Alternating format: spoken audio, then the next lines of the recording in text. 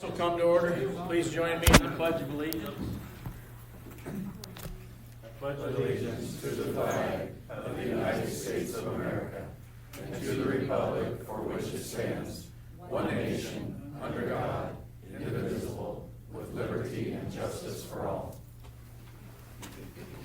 Mandy, would you call the roll, please? Armstrong? Yes. Greenhorn? Here. Butler? Here. Carlstone is absent, Hopkins is absent, and Van Strylen? Yes. Here. The City Council has adopted a code of civility. As elected officials, we pledge to promote civility through extending respect to others, listening to understand, disagreeing without disrespect, engaging collaboratively, and speaking up to address incivility.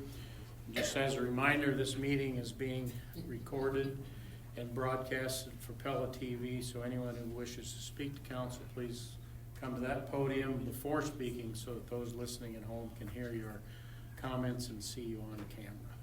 Can I get a motion for approval of the tentative agenda? So. Support. Mr. Island, Branderhorst, any discussion?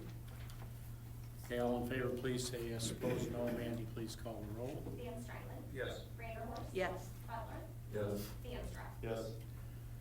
All right, before we start, as it is my custom to do, I really like to recognize the great things that young people in our community do. And there was a state track meet a couple weeks ago in which the City of Pella was quite well represented.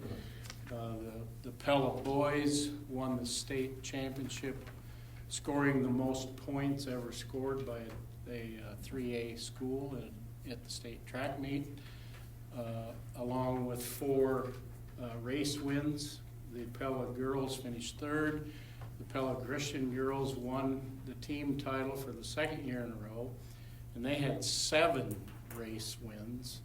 And the Pella Christian boys finished 10th, but had 1 individual state champion. So quite a showing for the runners here.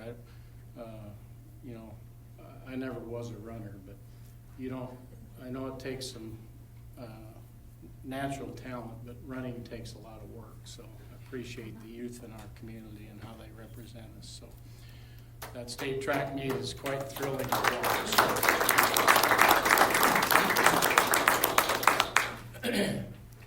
All right, we'll move on. I would like to reappoint Chris Allen to the Library Board of Trustees. Chris has served on the board since 2023, attending 33 of the 35 meetings held during his term. If approved, Chris's second term would expire June 30, 2029. Can I get a motion for approval? So moved. Support. Vanstra, Branderhorst. Any discussion? Okay, all in favor, please say yes. Opposed, no. Mandy, please call the roll. Vanstrom? Yes. Vanderhorst? Yes. Butler? No. Van Strylen? Yes. Motion passed. I would like to appoint Dana Van Gent to the Board of Adjustments. Dana is an attorney at Cracus and Chaplin. If appointed, Dana would serve the remainder of the vacant position, which expires on January 1, 2029. Can I get a motion for approval? So moved. Branderhorst, Vanstra, any discussion? Okay, all in favor, please say yes. Opposed, no. Mandy, please call the roll. Vanderhorst? Yes. Vanstrom? Yes. Butler? Yes. Van Strylen? Yes. Motion passed. This time we have opportunity. Anyone who wishes to address council regarding any agenda item, please step forward to the microphone, state your name and address, and try to limit your comments to 3 minutes.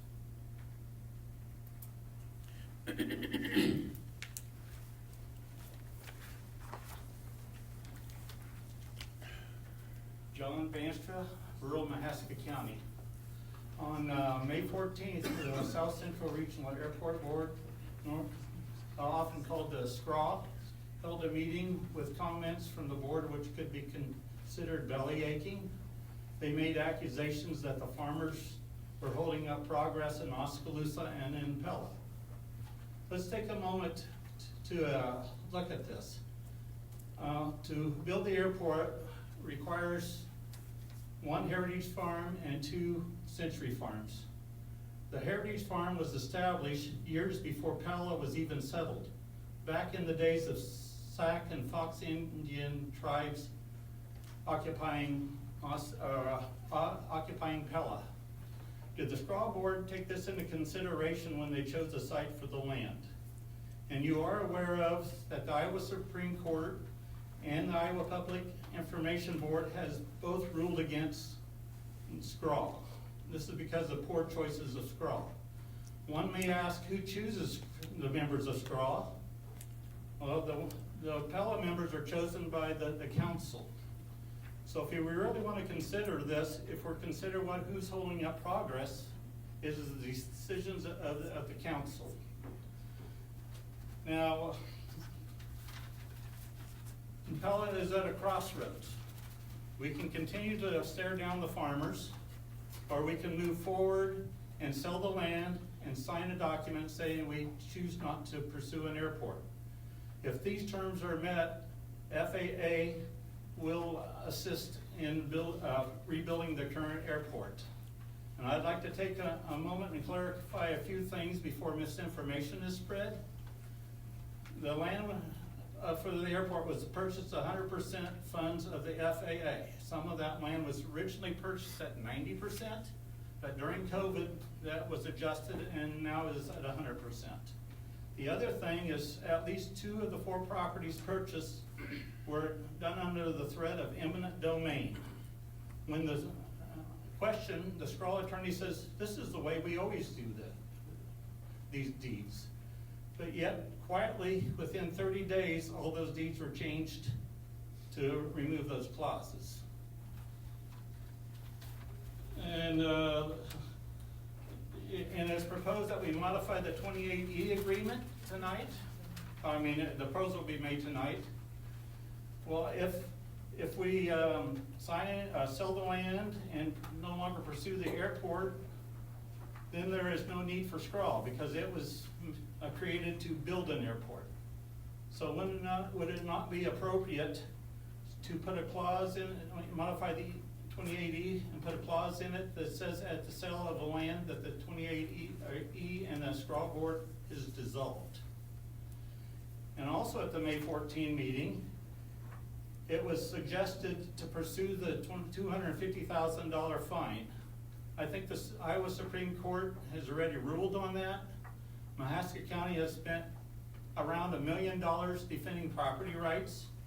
But if the council chooses to think they believe better than the Supreme Court and want to pursue property rights, that is their privilege with the limited tax funds available.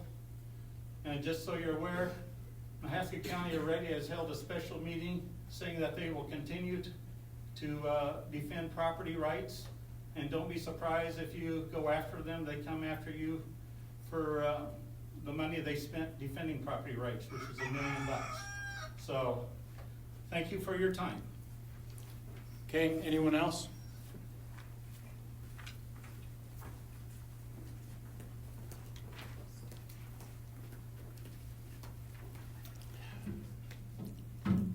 My name is Heather Van Hemert Glenn, and I reside at 615 West 3rd Street here in Pella, and I am here on behalf of the Lighthouse Foundation. We are a nonprofit organization who brings awareness, preventative, and education. We also walk with survivors of human trafficking and abuse. We have applied for a special permit to once again hold our 5K Fight for Freedom to bring awareness on the World Person's Day Against Trafficking. We did this last year and it was a wonderful success, and so we have made a commitment to bring it and do it each and every year. This year we're able to partner with Peace Alliance and the Farmers Market and have it on the last Thursday night in Pella and bring our community together and not only raise awareness and prevention, but celebrate the last Thursday night in Pella. So we're really excited about that. And so we hope that you all approve our special permit. World Persons Against Trafficking was established in 2013 to help bring trafficking to an end. We know that it's a horrific crime that happens all over our country. It's in our backyards, it's in our states. And so the best way to fight this is to bring prevention, education, and awareness.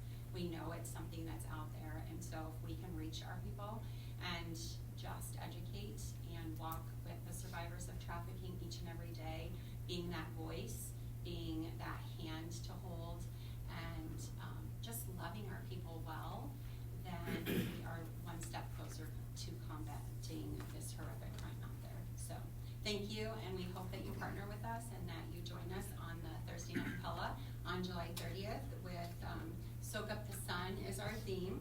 And then again, Fight to Freedom 5K, and then we also will have our farmers market up there. So thank you all so much. Thank you. Anyone else?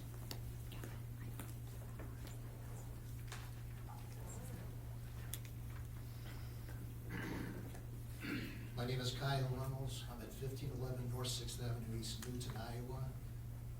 I'm a stakeholder at the Pella Municipal Airport. I'm a business jet pilot that's worked at the airport for the last 15 years. I'd like to just encourage you with your policy and planning on your discussion number 3 item with regards to the future of the South Central Regional Airport project. I'd like to offer a couple suggestions, actually 3 suggestions.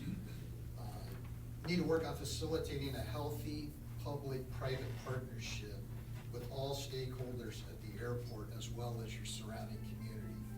You already have a great mechanism to accomplish this with your Pella Airport Committee and your airport manager. Include them as your first point of contact regarding airport planning and budgeting. Their wealth of wisdom and experience will help leverage the relationships needed to help grow the airport in the foreseeable future. Please get to know the members of that committee and make time to come to their once-a-month meetings, which is the last Friday morning of each month at 7 a.m. Number 2, because the focus for the past 12 years has been on the regional airport, the safety area surrounding our airport has been encroached upon by many obstacles. This encroachment has affected the ability of our stakeholders to land when the visibility becomes limited. These obstacles are needed to be removed, and to do that, the footprint of the airport is going to have to be enlarged.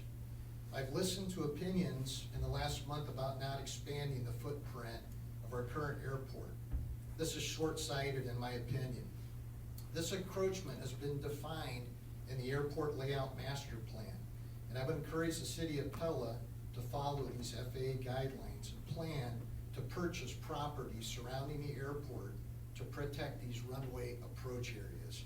And finally, number 3, the Pella Airport is the front door to our business community.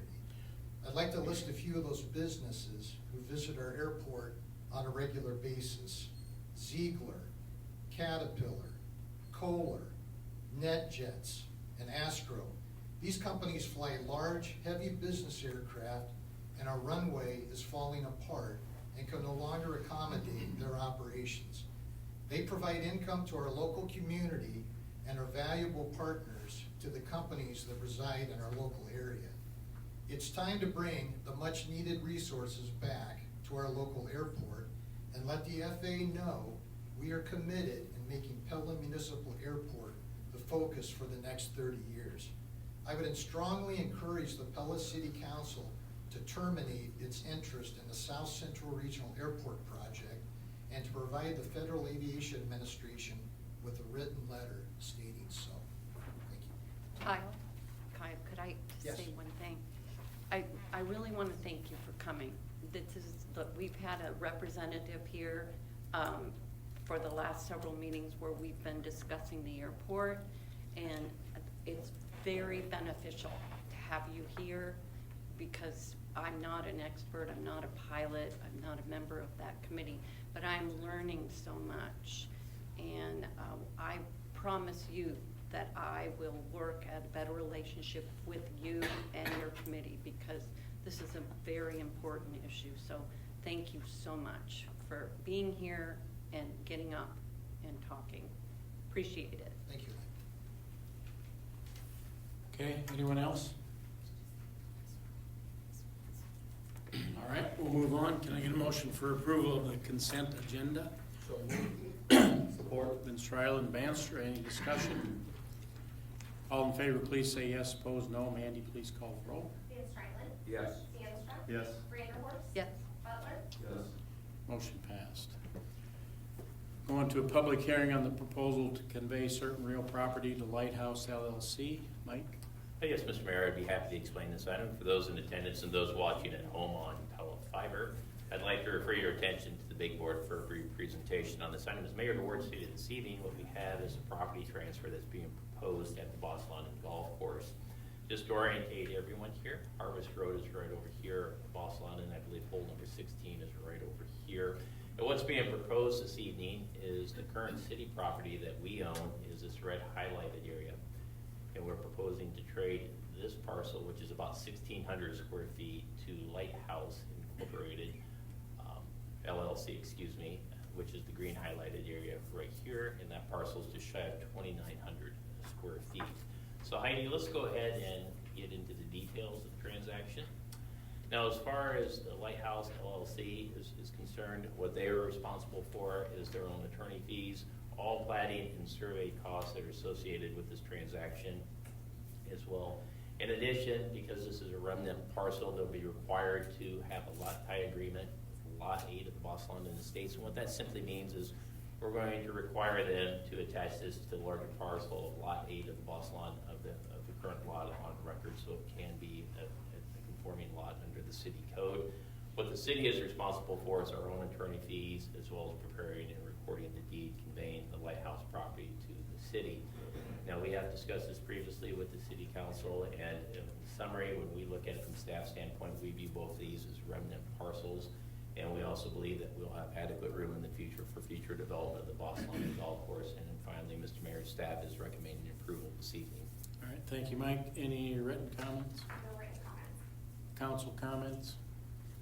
I was just gonna ask, and of course, this is the banker coming out on the fees. Is there gonna be a separate abstract made for that triangle and have a title opinion on it? Yes, that's part of the agreement. That's Okay. that's what we are requesting. Okay, anything else? Any member of the audience have a comment about this issue? All right, I'll entertain a motion to close the public hearing. So moved. Vancer, Van Strylen, any discussion? Okay, all in favor, please say yes. Opposed, no. Mandy, please call the roll. DeAnstruck? Yes. Van Strylen? Yes. Vanderhorst? Yes. Butler? Yes. Motion passed. Resolution number 7076, entitled Resolution Approving and Authorizing the Conveyance of Certain Real Property to Lighthouse LLC.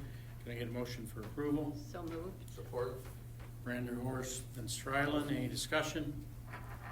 Okay, all in favor, please say yes. Opposed, no. Mandy, please call the roll. Vanderhorst? Yes. Van Strylen? Yes. DeAnstruck? Yes. Butler? Yes. Motion passed. Resolution number 7077, entitled Resolution Approving Construction Contract and Bond for the Pella Community Center Renovation Project. Mike? Yes, Mr. Mayor, I'd be happy to explain this item. As Mayor DeWard stated, what this resolution would do is approve the construction contract and the performance bond for the Pella Community Center renovation project. As background on this, the council previously awarded the construction contract to Stall Construction in the amount of $6,540,000. Now, we do have a picture of the exterior of the building, including the wing addition that is planned with the project as well. So with this, a substantial completion for the project is scheduled for April of 2027. It's important to note that the city attorney has reviewed the documents and staff is recommending approval this evening. All right, thank you, Mike. Can I get a motion for approval? So moved. Support. Ms. Strylen, Vanderhorst, any discussion? No, just an observation that it's really, I guess, rewarding probably for the folks involved with this, and for the stories I've heard of many councils that have kicked this to the curb, and that this is now becoming a reality. So I think it's a great thing we've hit this benchmark. Okay, anything else? All right, all in favor, please say yes. Opposed, no. Mandy, please call the roll. Van Strylen? Yes. Vanderhorst? Yes. Butler? Yes. DeAnstruck? Yes. Motion passed. Resolution number 7078, entitled Resolution Approving 2080 Agreement with Jasper County, Poweshiek County, the City of Grinnell, the City of Newton, and the City of Pella for the purpose of mutual assistance through the Central Iowa Regional Tactical Team. Mike? Yes, Mr. Mayor, as Mayor DeWard stated, what this resolution would do is approve a 2080 agreement, which formally adds the City of Newton to the Central Iowa Regional Tactical Team. Now, anytime you hear 28E, what that is a reference to Iowa Code Section 28E, and it's simply just a contract between governmental entities. Now, originally, when we talked about the CERT team, it was established in 2019. The founding members were Jasper County, Poweshiek, City of Grinnell, and the City of Pella on this as well. Overall, staff's believe that the City of Newton's participation would strengthen the regional response, as well as increase available resources to the team. And we are recommending approval. And before we turn it over for questions, I'd also like to offer Chief McShahee the ability to add any additional information for council's consideration this evening. Nope, I have nothing to add, but I will answer questions. Okay. Can I get a motion for approval? So moved. Support. Brander, Horstman, Stryland. Discussion or questions? Chief is ready, willing, and able to answer any if you have them. Okay. So all in favor, please say yes. Opposed, no. Mandy, please call the roll. Vanderhorst. Yes. Van Strylen. Yes. DeAnstruck. Yes. Butler. Yes. Motion passed. Resolution number 7079 entitled Resolution Accepting the Public Improvements for the Soccer Complex Improvements Project. Mike? Yes, as Mayor Ward stated, what this resolution would do would accept the improvements that were constructed at the Pella Soccer Complex, and basically this has just included the replacement of the irrigation system and pump overall. It is important to note the engineer on the project, which is Snyder and Associates, believes the improvements are substantially complete and comply with the council-approved plans and specifications. Now, as a brief overview of the contract that we started off, overall, we started off with a contract just shy of $764,000. We previously approved one change order in the amount of just slightly over $27,000, which leaves us with the final contract amount of $790,768.80. And it is important to note, Mr. Mayor, staff is recommending approval this evening. Okay, thank you, Mike. Can I get a motion for approval? So moved. Support. Van Strylen, Vanstra, any discussion? Kevin, when can it be used?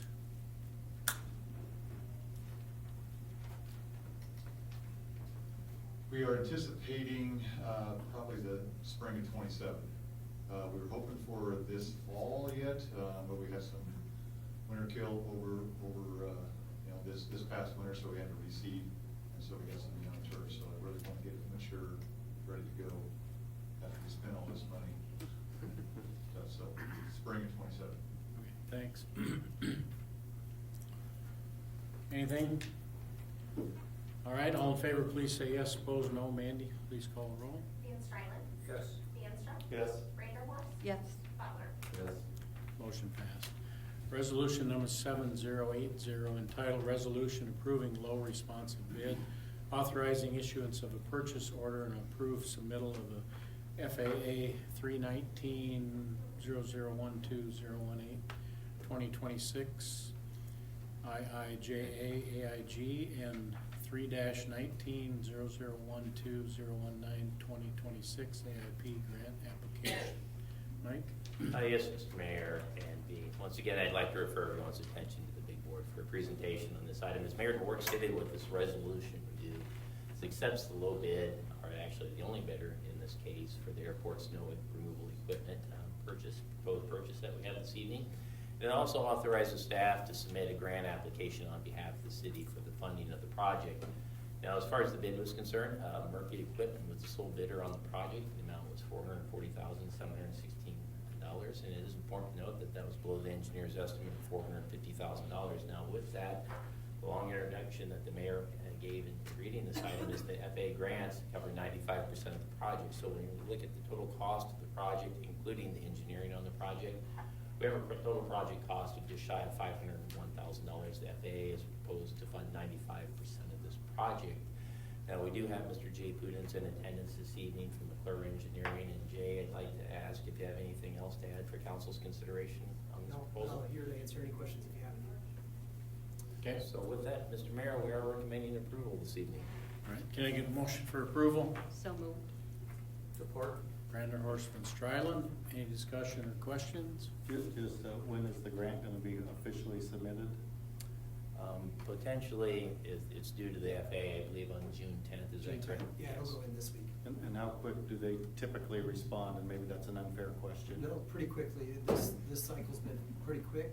It might be a month, it might be, 6 weeks, we don't know yet. Okay. Is Titan Machinery the same as Murphy Equipment? Yeah, I believe the staff memo contained in there, it should be Murphy Equipment. It should be Murphy, yeah, it's not Titan. Correct. Okay, anything else? All right, we'll vote. All in favor, please say yes. Opposed, no. Mandy, please call the roll. Vanderhorst. Yes. Van Strylen. Yes. Feenstra. Yes. Butler. Yes. Motion passed. Ordinance number 1088, titled an ordinance amending the zoning ordinance of the City of Pella, Iowa by amending the boundaries of the R3 district to include the property generally located at 1114 P Street, directing the zoning administrator to note the ordinance number and date of this change on the official zoning map. This is the second reading.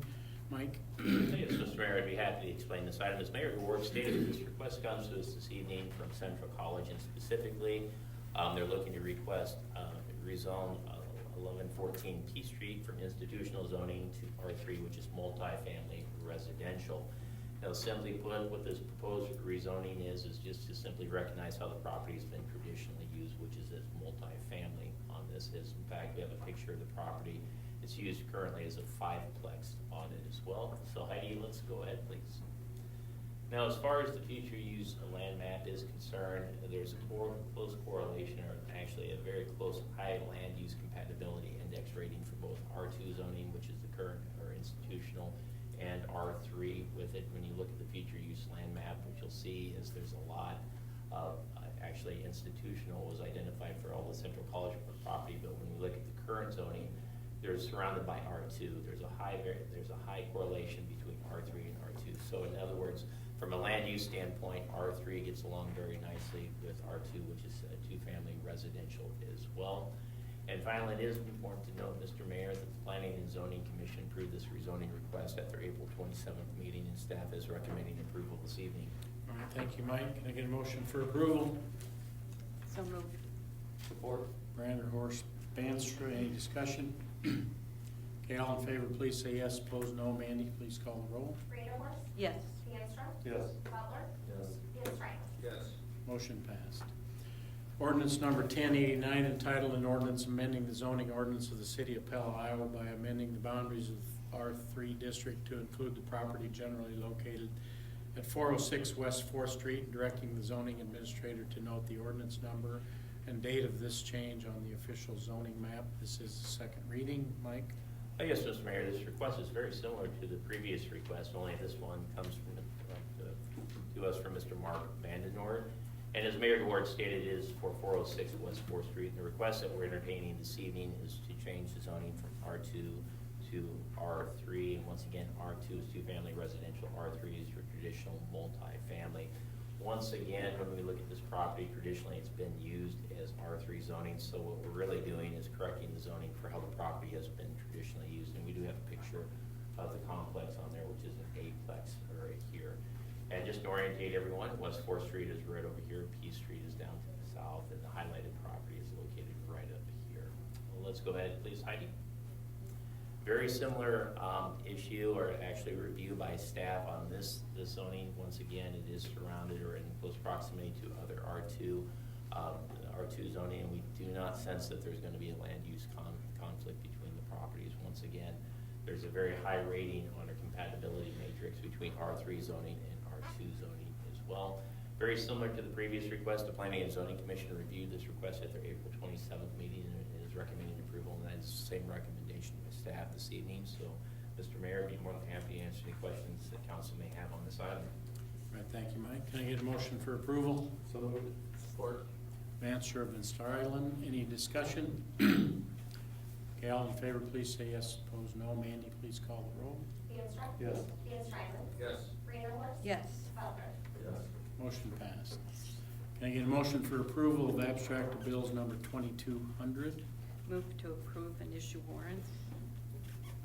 Support. Vanderhorst and Strylen, any discussion or questions? Okay, all in favor, please say yes. Opposed, no. Mandy, please call the roll. Vanderhorst. Yes. Van Strylen. Yes. Feenstra. Yes. Butler. Yes.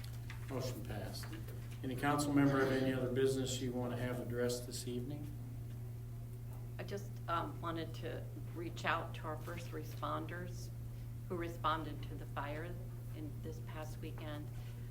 I just walked past there for the first time, and how startling. but I appreciate you guys, and you gave up your Memorial Day, and we're very grateful. Thank you. And please thank your staffs as well.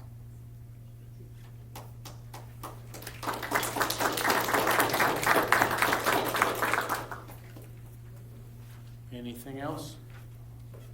Okay, any member of the public have any other business you'd like to address the council with this evening? If so, please step forward to the microphone, state your name and address, and please limit your comments to 3 minutes.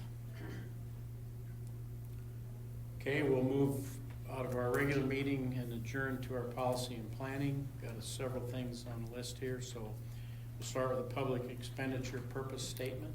Mike? Hey, yes, Mr. Mayor, I'd be happy to explain this item. As Mayor DeWart stated, what we're proposing this evening is the public purpose expenditure policy. And a little bit of background on this. This issue was noted during the 2000 FY25 audit process, and specifically as it related to employee recognition events that the City of Pella currently undertakes and has so for several years, as well as meal expenses for city boards. What the finding was insufficient documentation. In other words, what the auditors recommended was that the city adopt a public purpose expenditure policy, which is what we're considering this evening. Now, we do have a copy of the policy within the council packet. It was reviewed by all the departments. And again, the big item, and a little bit of it explaining on this, back in sometime right around 2004, the city started an employee recognition program, and it's been very successful. As a communication device, not only for mayor and council, but also for city administration to our line staff with it, and it also recognizes years of service for the city's workforce as well. A lot of these items that are addressed in this policy are geared towards the employee recognition program that the city currently undertakes. In addition, this policy also simply documents what's been going on for city board meetings that we usually incur.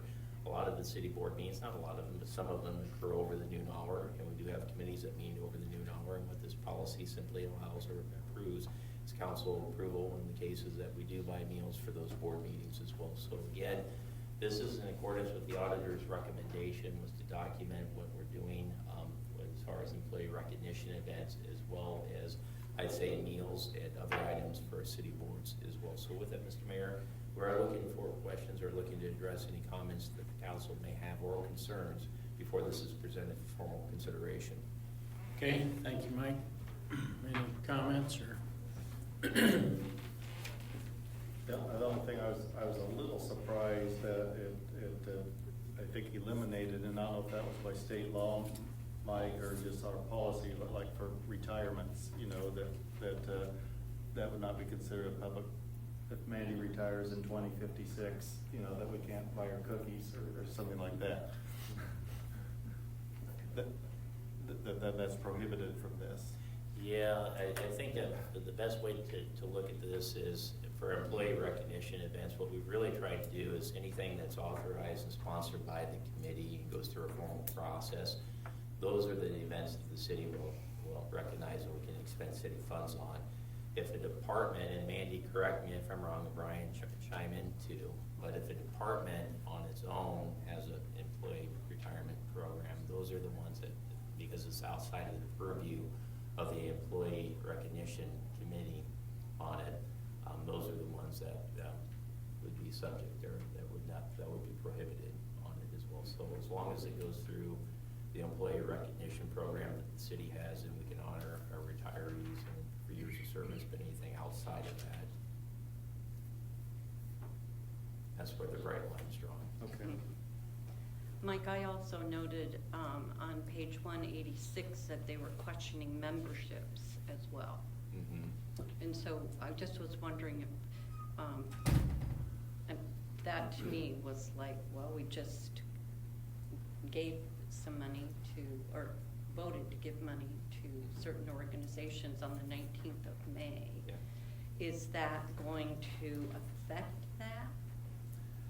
Well, as far as the memberships, what the recommendation is for the state auditor, and this is something the city has to be very careful on, is any contract that we would have or any type of funds contributed to any type of nonprofit organization, business organization, their recommendation is that you have a contract before that's Right, authorized. right. And so what we believe before any expenditure is authorized to any of those entities that the council approved on May 19th, there will be a formal contract that will be presented to Okay. those as well. Okay. But that's a good question. That's Okay. something that'll be Right. standard business practice from this point And forward. when I read that, I was very grateful that we did have that presentation, so the members of the public could be present as well Yes. for that. So thank you, Mike. So, Mr. Nardine, we call that contract down here in the number 5, it says agreement for community benefit services. So that contract would describe what we're getting for our money and what they're doing with the money. That is correct. The overall point of the policy is there has to be a public benefit to it as well. And that's what we're gonna try to elaborate or communicate through any contract that we would have with any business that's performing services for the city of Pella. Or receiving city funds, rather, so. Well, I for one like it, because it's, what I hear a lot is it's going to aid us in transparency of the taxpayers' money. I think it's a little more work, but I think it'll be worth it. Okay, anything else? So we'll anticipate a formal proposal. Yes, sir. Okay.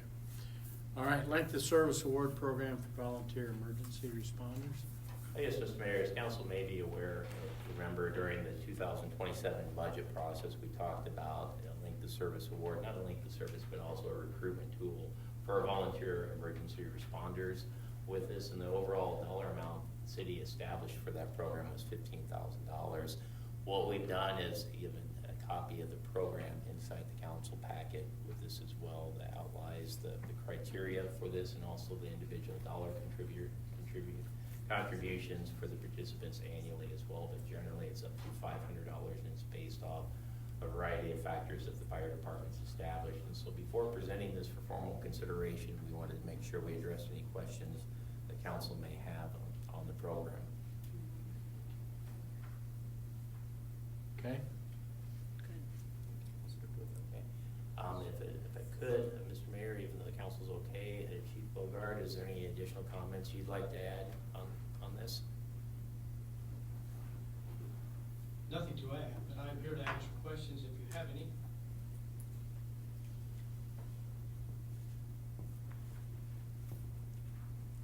I think we like the policy. I do. Mhm. That's good. Little reward's good. All right. Third item on our list is discussion regarding the status and future of the South Central Regional Airport project. Mike? Yes, Mr. Mayor, once again, I'd like to refer everyone's attention to the big board for a presentation on this item. As the Mayor of the Board stated, what we're here to talk about is the status of the South Central Regional Airport project. A little bit of background on this. In 2012, City of Pella partnered with Mahaska County, the City of Oskaloosa, and actually Mahaska County, City of Oskaloosa to develop the South Central Regional Airport. Prior to that, a lot of the discussion back then was also centered around upgrading the airport at the Pella Municipal Airport from a Category B up to a higher level airport, which is commonly referred to as a Category C. We looked extensively at upgrading the Pella Airport, and it just wasn't feasible due to numerous site constraints as far as the Category C update. And prior to this, we actually were considering a replacement airport site out by then incorporated area of Audley for it to relocate the Pella Airport simply due to the site constraints. So when the regional airport developed back in 2012, it was supported by the local governments as well as the Federal Aviation Administration, the Iowa Department of Transportation. And it's as simple as what was being proposed back then is you had two existing airports that were smaller airports. And what was proposed was to combine those smaller airports into one regional airport that could serve the aviation business needs. That was back in 2012.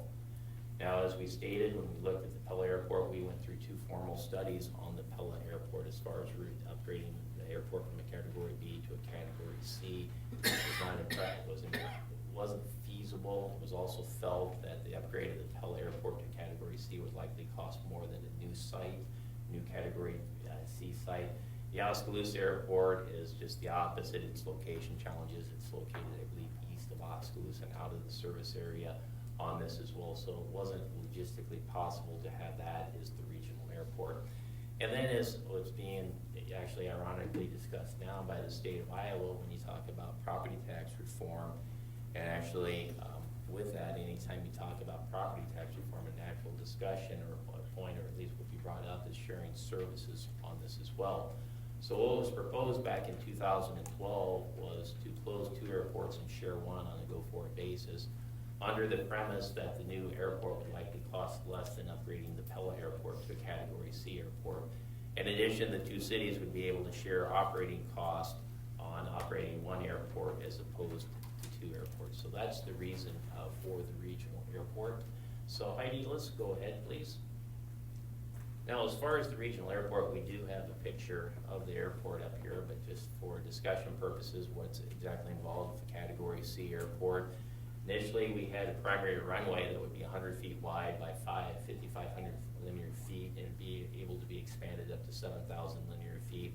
We also had a full crosswind runway of right around 3,800 linear feet. In addition, there was a lot of facilities on this as well. Now, overall, again, the parameters when we talked about the construction of the regional airport, what was not covered by the Federal Aviation Administration would be shared equally between the City of Oskaloosa and the City of Pella. So it's this green highlighted area that we have right here, and Highway 163 is right here. The bypass, the planned 63 bypass around Oskaloosa is located right over here. Now, to date, when we talk about the South Central Regional Airport Agency, they've acquired 378 acres of the overall property needed for the airport. Everything that we're showing up in this green area is about 600 acres, and not all of it's fee title that's needed. Some of it could be abrogation easements as well. If we were looking at just the primary area, the runway area, that would be less than the 600 acres that we have. Now, as far as funding for the airport is concerned, the Federal Aviation Administration has issued grants in the amount of just shy of $5,245,000 for the project as well. In addition, the City of Oskaloosa and the City of Pella have had local matches for the project to get it this far as well. So Heidi, let's go ahead, please. And this is really the case at hand that we have on this as well. And if you recall, when we originally entered into the agreement back in 2012, we were in the process of planning a replacement airport at an unincorporated area, oddly, on this. When we joined the regional airport, it was thought by everybody, including the FAA, that it needed to be a binding agreement, something that couldn't easily be changed on it. And when the agreement was structured, similarly to address those concerns. In 2000, recently, the Iowa Supreme Court actually issued a decision that ruled unfavorably against the termination provision with the agreement. It is important to note with that termination provision, if that termination provision wasn't involved with the original regional airport of the 2080 agreement, it's likely the regional airport never would have been started in the first place, because that was important to both the cities as well as the Federal Aviation Administration in awarding grants for the project as well. So that was really a very unfortunate event for the project. Shortly afterwards, Mahaska County withdrew from the 2080 agreement on it as well. So to fast forward, back in 2024, the SCRA board passed a resolution that informed both of the cities that it was unable to acquire the remaining property they were needed to build the regional airport on this. And shortly afterwards, both cities placed the project on hold. Now, recently, the SCRA board has passed a resolution. They're seeking direction from the City of Pella and the City of Oskaloosa on the status and the future of the project. So let's go ahead, Ms. Heidi. And this was in direct response to the communication that we had from the Federal Aviation Administration. So with that, what the Federal Aviation Administration has said as far as the project is concerned, one of the questions that we've had was how long does the South Central Regional Airport have to repay the federal grants associated with the project? And what we believe, and the information we got back from the Federal Aviation Administration, was 20 years from the date of the original agreement. So this would be the land grants that we have that we believe started in 2019. That's also roughly about the amount of time that the SCRA would have to construct the regional airport. So it's a 20-year grant. Project could go upwards of 20 years on it, potentially longer, but that's about the amount of time or the time period when you're looking at constructing the regional airport is based on our understanding. But with that, again, this is how long we would have to repay the grant, so that would extend sometime through the year 2039. And these are very important issues to keep in mind as we discuss the future of the project. Now, as far as repayment of the grants, you recall that we stated that overall the Federal Aviation Administration awarded grants in the amount of $5,245,000 for the project, and we have on here the land grants that we have as far as the repayment requirements. For discussion purposes, this is one of the things that we still needs to be ironed out, the exact amount that needs to be repaid back, but I would think for discussion purposes, let's assume it's the higher amount. But the $4,784,000, that was the amount of funds received for this 378 acres. The remaining difference is before you start any airport project, this has gone on for some time. In fact, the federal study for the regional airport took 4.5 years to complete on it as well. Ultimately, what we all have to develop for that is not only the master plan, the airport layout plan, but there's also an extensive environmental analysis that went through this as well, and there's a lot of things associated with the regional airport. The amount of those studies is the difference between the $5,244,000 and the $4,784,000. So let's go ahead, please, Heidi. Now, as far as the projects are concerned in the existing airports, you got to keep in mind when this was approved by the Federal Aviation Administration, the Pella Airport and the Oskaloosa Airport were scheduled to be closed on it as well.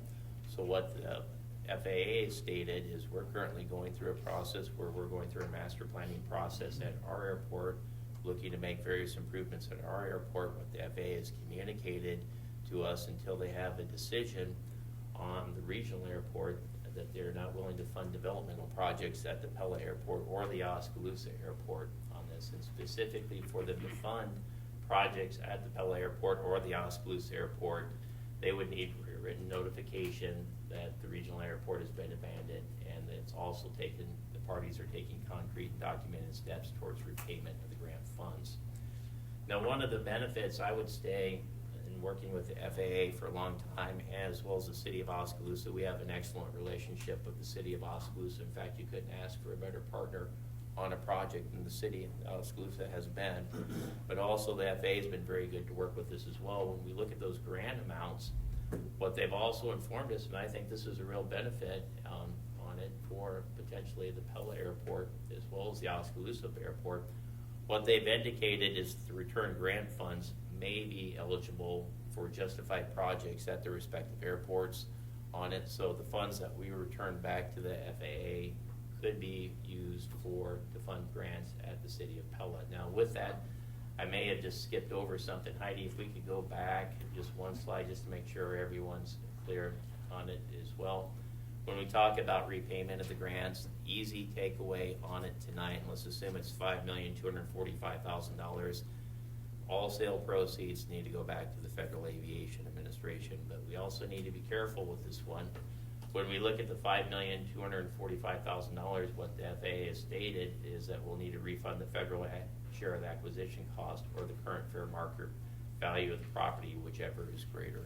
So it's important that if the SCRA gets directed to liquidate the property and repay the grants, that we maximize the sale value of the property as well, and they have adequate time to do that. So Heidi, let's go ahead, please. So once again, with those return funds, what the FAA has indicated is they may issue grants to the respective airports, which would be welcome news at the Pella Airport as well. So I think that's a very big bonus with this as well as far as the FAA's position. Let's go ahead, please, Heidi. Okay. Now, in summary, based off the staff review, staff believes when we look at the region that this would have been the optimal solution when you look at this and on this. But unfortunately, while we believe it would have been the optimal solution, likely the most cost-effective solution as well, we believe that it faces significant challenges. And what I'm talking about is the project as a whole that make construction of the airport unlikely in the foreseeable future on it. Those challenges were documented in the staff memo on this one specifically. The SCRA boards also noted the difficulties in acquiring the remaining property for the project. I think that's one issue. But equally important to note is that the project also calls for the closure of 220th Street. I would also like to point out, before the site was even selected, this issue was brought up with the Mahaska County supervisors, and we do have letters saying that there was support to close 220th Street, along with the road reclosure plan back in 2013, 2014, before we even started the federal studies on the project. But that doesn't really mean a whole lot right now as far as the project, but those two items are pretty big items in staff's viewpoint.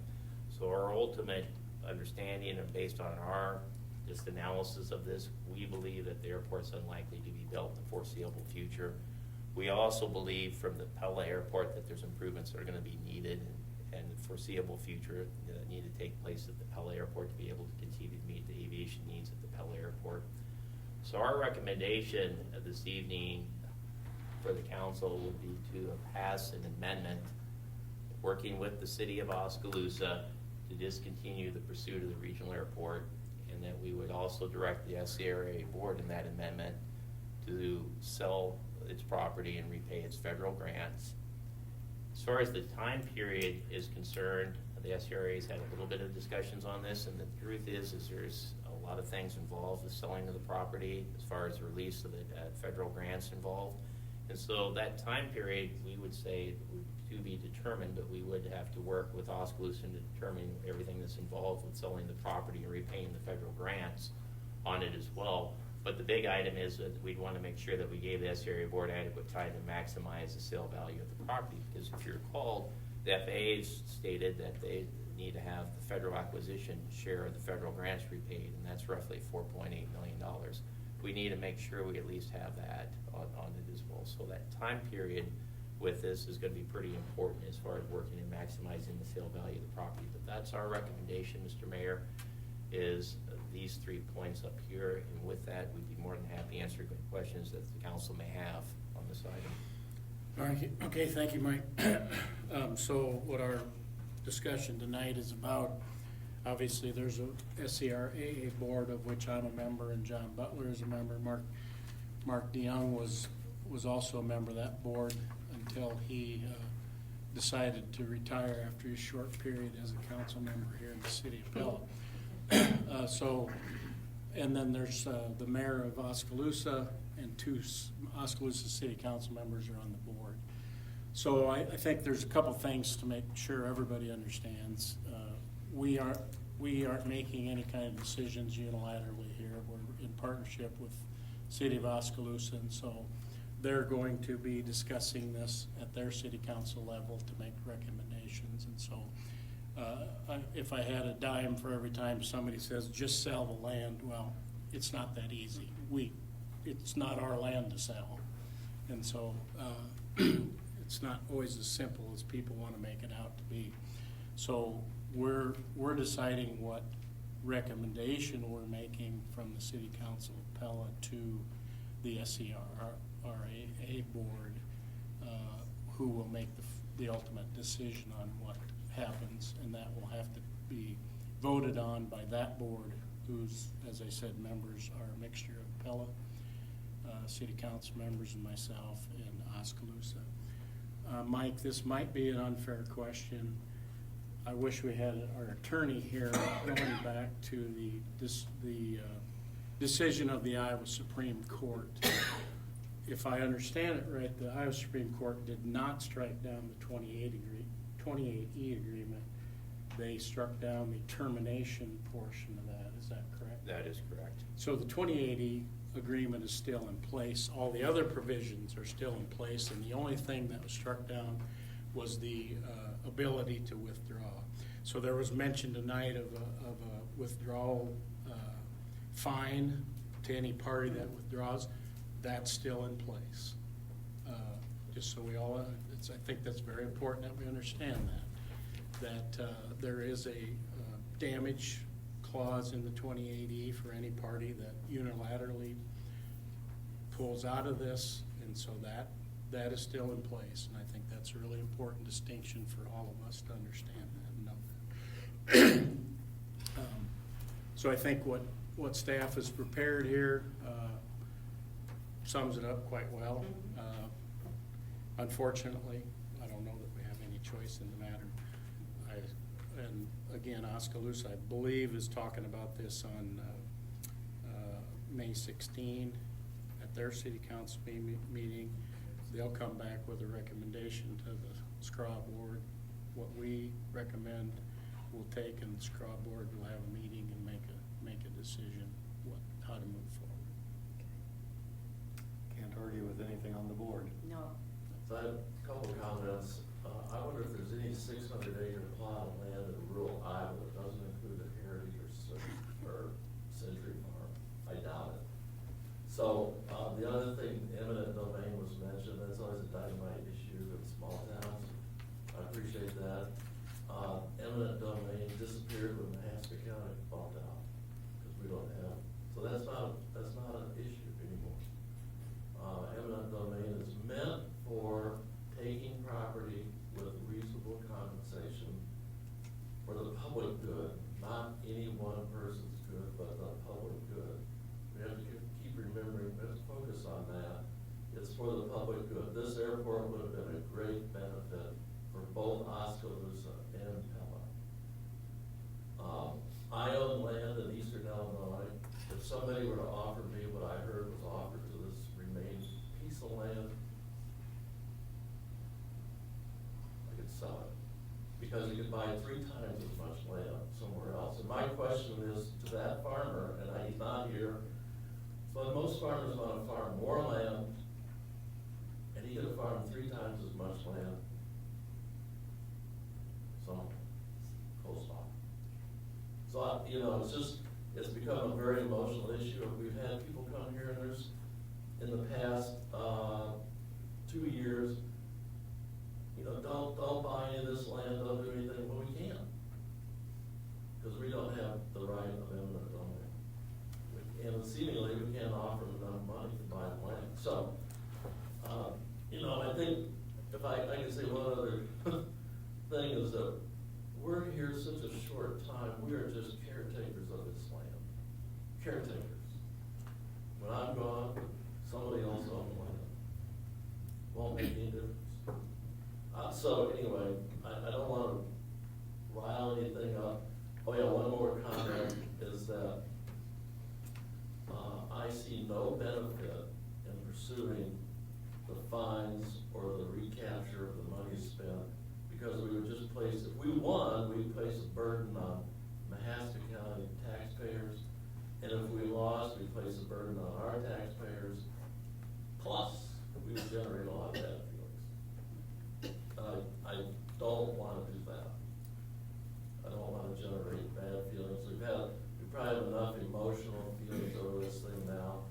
And I apologize if I ruffled anybody's feathers on it, but it's just, we're looking forward. This is an open spot for an airport. We're in a bind on our airport. We cannot make it as good as this one could have been. But it takes, I had another fellow ask me, he was concerned that we were going to build an airport south of town. I asked him, how old are you? He said, I'm 75. I said, you don't have to worry. So, there's no worry there. It takes 20 years to get this figured out. So, anyhow, I would vote to move ahead and agree with City Council and Oskaloosa to move forward on selling the property, getting the money, working with our airport. Yep. Thank you, John. Anybody have any other thoughts than those? Sure wish it would've worked like the one up in Sioux County. Yep. But water over the dam. And would anyone like to volunteer to be named to the board of the SCRA? Because we probably should replace Mark. I could do it. Okay. Well, we'll have to do that. Do we have, yeah, we probably have to do that here at our 16th meeting, right? Correct. Have council approve adding Kelvin, and then the SCRA board will have to approve. Okay. Yeah, thanks, Scott. All right. Okay. I think the message is clear. We'll from the Pella City Council to pursue what points you've made there, Mike. And that's how we'll proceed. All right, next on our list is discussion regarding dental plan premiums for the fiscal year we're just about to embark on. Okay. Yes, Mr. Mayor, what we have here is dental plans for fiscal year 2027. So this would be the fiscal year that would start on July 1st of this year and extend through June 30th, 2027. But we do have the premiums listed up here for single and family, as you can see. Probably the key takeaway is that the employees are responsible for 100% of the cost of a dental plan for the City of Pella. So there's no cost to the City of Pella. And before proceeding for formal consideration on this, we are looking for direction from the City Council, or at least looking to address any questions that Council may have on this item.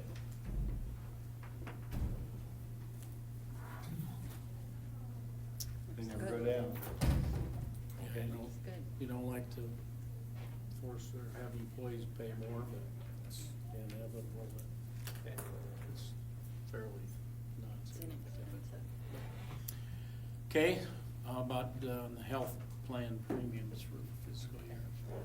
For this one, I'd like to have our HR Director, Mandy Smith, walk the Council through this item, please.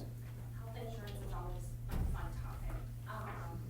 This year, we did see an increase. Last year, we were able to keep the premiums the same. So we have a little bit different of a discussion this year. We have two parts of our insurance. We have a fully insured plan with Wellmark, and then the city buys down the deductible and out-of-pocket maximum as a partial self-funding plan.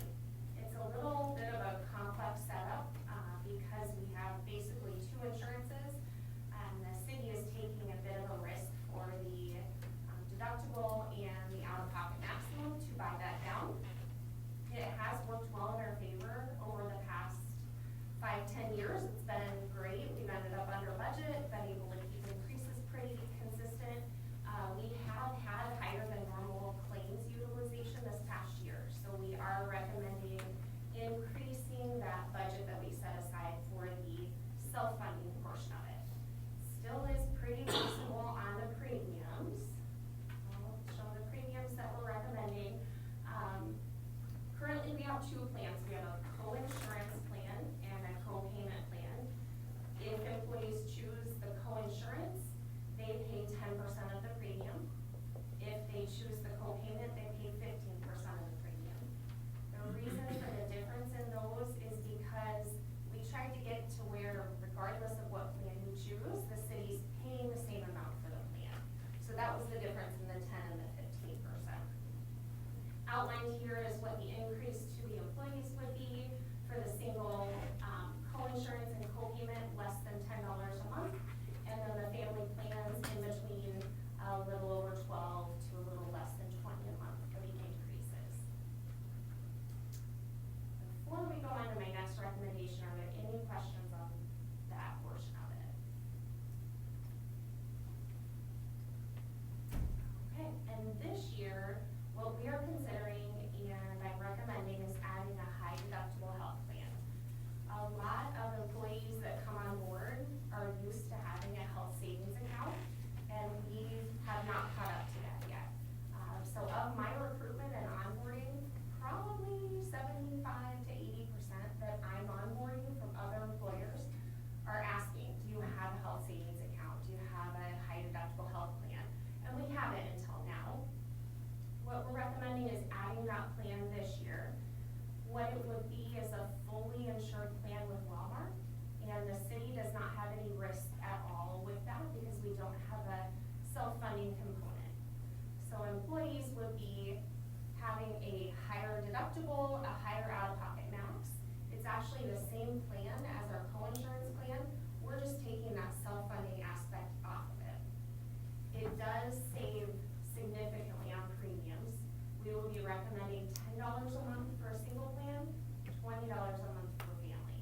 So if you compare that to what I just showed you, significant savings because we are not having a risk of any self-funding in there. The employee's taking all of that risk. When I'm explaining it, health insurance is hard to wrap your mind around, so I typically explain it as car insurance. when you go in and you renew your car insurance, you can get a savings on your premium if you take a risk on your deductible. It is the same concept here. The nice part with adding this high deductible health plan is employees can then open their own health savings account and take it with them if they go to a different employer. It's always there with them and follows them through their life. Questions at all? I think that's a great idea. I'm curious to recommend it. Is that a max that is in the plan, or can people put more than that? Yeah, that is only the premium for the plan that they're paying to have it. Oh. They can put as much extra in the health savings account Okay. up to the federal limits. Yeah, I think that would be a great addition. If this takes away the risk of a self-funded, would there be any benefit to doing the math to encourage our employees to do that with the city contributing to an HSA? Potentially. We did talk about that pretty extensively and wanted to see what the movement of employees are this first year. If we get a lot of people that are taking up on that, maybe we transition to co-insurance a little bit more that way. This is definitely the way that the market is going. I mean, a lot of people are going to HSAs and high deductible health plans. I just want to do it slow for people who are not necessarily comfortable with it, but that's definitely on the radar next year when we talk to a broker. Okay, I just think that's a good idea, that the self-funded gives a risk if you have lots of heart attacks in a year. And this, if you can take away that risk by encouraging more employees to do that with a little carrot, that may pay off in the long run. And once people get onto health savings accounts, they love them because they follow you all through your life. The employees that we have now are used to the flex savings where you use it or you lose it. And instead, this takes out that risk, and it is a good savings tool. If you are in favor, this is going to also allow us to do a mid-year open enrollment. So starting tomorrow, I will go out to employees and say, you've got 2 weeks to decide, do you want to switch over to this high deductible health plan or not? Important part of it, if they do switch mid-year, everything they've spent so far on their deductible on either of the other 2 plans is credited towards the high deductible health plan. So that's a pretty big deal too. Sounds good. Yeah, I think I definitely would be in favor of moving forward with that. Yep. Okay, anything else related to health plan? I don't believe so, sir. All right, then we'll move to discussion regarding amended wage scale and job classification structure. Okay, I was gonna ask Mandy not to sit down, because I'd like to have her explain this one too, if she could, please. Yeah, sure. So in 2023, we adopted an amended wage scale with Condrey, and they did recommend as part of that to adjust the wage scale or consider adjusting it annually based on the employment cost index. That is a lagging factor, so when we went through the budget period, we had that number through December of 2025. That recently just published through March of 2026. So that's the number we have up here, it's 3.4%. Our wage scale has a merit step increase of 3%. So that leaves us with a 0.4% is the way that we have calculated it in past years. So every employee who's not at the top of their wage scale would have the ability, with a successful performance evaluation, to receive that full ECI. That's how we've done it ever since 2023 when we adopted that plan. So we have kind of a couple of different recommendations. As I've worked with Mike on this, we thought we would bring the decision to you guys of the recommendation of either we can stick with that ECI of adjusting the entire wage scale 0.4%, or we can go up to 1%. We just kind of threw out those numbers as something to discuss with council. The cost of that recommendation of 0.4% increase to the entire wage scale would be around $58,000 for the entire fiscal year. A 1% wage scale increase, which is what is on the document in your packet, totals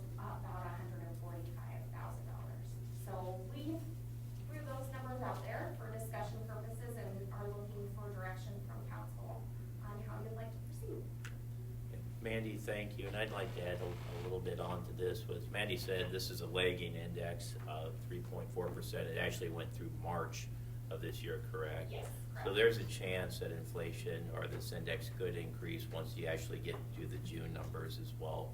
And so we were looking at that. And the other thing to keep in mind too, and Brian, help me if I misunderstood today's webinar, but the Department of Management is still in the process of trying to interpret how they're going to apply Iowa's new property tax legislation. So it's still unknown what the general fund impact is for the property tax legislation, and that's why we went up to the 1%. If you recall, during the budget process, we said we had 2% roughly planned away as far as surplus funds in each one of the funds. But with this right now, what we feel comfortable with based off what we know with the state property tax up here, where the ECI has been, where it's likely to trend in June, that's how we came up to the 1%. So the range at 4% up to 1%, we're looking for direction this evening, Mr. Mayor. Okay. Comments? So do you want us to pick a number? We'd be open for your Do recommendation. you have a dartboard? What's that? Do you have a dartboard? I mean, I think with the unknown of the property tax, I think we have to take a more conservative approach than an aggressive approach, although all of us want our folks to be paid well. So, it's kind of a side note, do we have another wage study in the works right now too, and how will that impact this? Great question. We hit the ground running with our wage study. We have all employees filling out questionnaires, which are due back next week. We're looking at job descriptions and should be going out, I think the next council meeting, we're going to be looking to you guys to approve the cities and counties that we're going to ask for comparable data from. As soon as we come to you and get that approval, our consultant will start doing the work of asking all these cities and counties for comparables. We anticipate and we are on track for being done with that in December or January. So we will have those recommendations for the budget process is our goal. So this will take us through this upcoming fiscal year, and then everything in the wage study we hope to have so that you can make decisions at the budget process for FY 27 and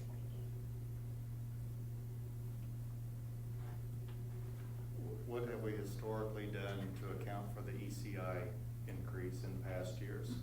We have taken whatever the ECI is. I think last year, Mike, I think it was 4%. I'm fairly certain. And so we did a 1% full wage scale adjustment because employees who weren't top of scale received the remaining 3% at their evals. So we basically took the ECI number and broke it into two: full wage scale adjustment and a merit step increase. What would be wrong with following that same plan this time? That is fully your decision.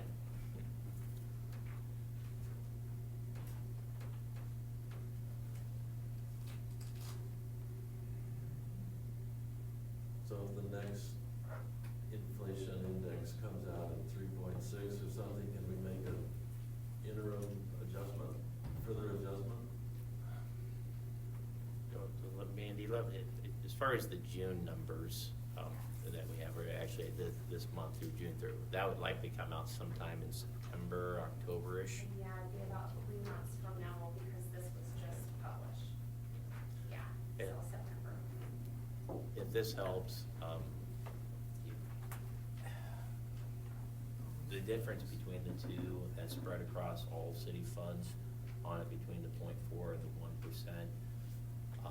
We thought it was manageable. Obviously, I'm not downplaying the impact of the property tax legislation, but we also think that we have options for dealing with that as well. So we put out the 1% with the thought that if council chose to go that high, that we thought it was feasible to still account for that once the property tax impacts are known for the FY 28 budget process. So if we want to go that high, we can, but we wouldn't recommend over 1%.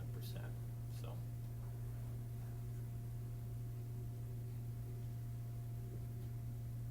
Yeah, that was gonna be my question, what we budgeted for. If we have room, 145.5, we have room in next year's budget for that. We do. Yeah, we did. The general fund, which is probably the most sensitive operation on there, I want to state for the general fund, we had right around it. And Brian, if I'm wrong on this, feel free to correct me, about 134,000 is what we had surplus in the general fund on it. So we anticipated that there could be potentially some sort of award on the ECI, and that's the reason why we carried a surplus. Now, the 134,000, that 145 across all city workforce, so these are all funds. That's the road use tax fund, that's water, wastewater, electric, telecommunications. So the general fund is just a portion of that. And the property tax bill doesn't take effect for this, That's Mm. correct. for the 27, right? Yeah. 20. So I would be in favor of doing the 1%. I always say that our staff is our greatest asset in this community, and all you have to do is drive down the street, any street, pick a street, and you see it. So, if the money is in reserve, if it's a comfortable move, I too would support the 1%. Yeah, our discussion may be different next year when we know the property Exactly. tax Yeah. ramifications. Anybody opposed to that? All right. Okay, anything else we need to discuss this evening? I did not have anything, just a few housekeeping notes on here. We have a few things up here. The Pella Municipal Airport Layout Plan, we anticipate the airport committee will be meeting sometime in June to make their recommendation to the city council. So we could see that as early as our July meetings on it as well. The Parks Master Plan, again, the Community Services Board will actually be reviewing the Parks Master Plan. So we anticipate that could make its way to the city council either in July or August of this year. In July, we anticipate that we're going to be talking stormwater as well. And on June 16th, we'll have the East Oskaloosa Street improvements that we'll be talking about as well. So, and again, as soon as we have clarity on the property taxes in Iowa, we'll be holding work sessions on those as well. So that includes our additional items, but we'd be happy to answer any questions that council may have on any project for the city. I just have a request. I would request when the airport does their long-term plan, that we have a member of that committee doing that presentation. Yeah, that's. So we had to- can ask Yeah. questions. And not that I don't think you wouldn't do a masterful job, Mike. It's just been so beneficial to have the members of that committee here answering questions for Yeah. us. I think I would assume that we would also have our consultant who's crafted this plan here, right? Yeah, Jerry Yes, Searle. Who he's knows it great. inside and out. Yeah. Jerry upside Searle and down. will be there, and also we anticipate members of the committee will be Be there as great. for reference for council as well. And Jerry is great. Okay, anything else? I will entertain a motion to adjourn. So moved. Support. Brandon Horace Spanstra, all in favor, please say yes. Opposed, no. Mandy, please call the roll. Reindeerlich, Yes. DeAnstruck. Yes. Butler. Yes. DeAnstruck. Yes. Motion passed.